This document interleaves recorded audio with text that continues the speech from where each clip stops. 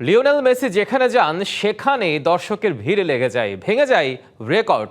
DC ইউনাইটেডের স্টেডিয়ামে record সংখ্যক দর্শকের দেখা মিলেছে এবারও।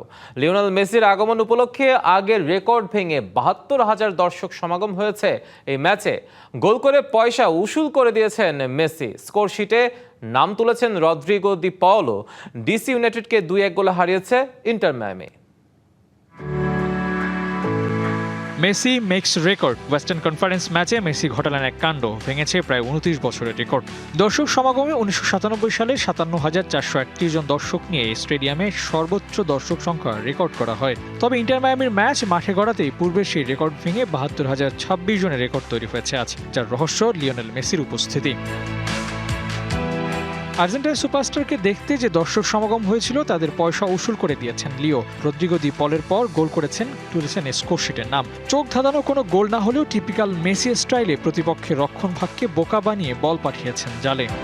স্টে সেফের ডাবল লেয়ার প্রোটেকশনই পিরিয়ডের হেভি ফ্লোর দিনগুলোতে আমাকে রাখে নিরাপদে। Stay safe. রেকর্ডের বরপুত্রের সামনে উকি দিচ্ছিল আরও এক রেকর্ড। ৯০০ গোলের মাইলফলক ছোঁয়ার সুযোগ ছিল এই ম্যাচে।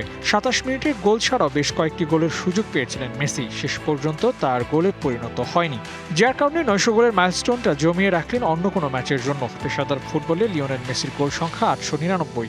নসর ক্লাবে নেয়ার সুযোগটা আসতে পারে ১২ই মার্চ ন্যাশভিল ম্যাচে। ফুটবলের প্রায় সবকিছুই লিওনেল মেসির ক্যাবিনেটে আছে, নতুন করে অর্জনের তেমন কিছুই নেই। তবে গোল সংখ্যাটা হাজারের ঘরে পৌঁছালে হয়তো ভক্তদের জন্য আরও এক খুশির কারণ হবে এই record. Abu Naim, DBC news desk.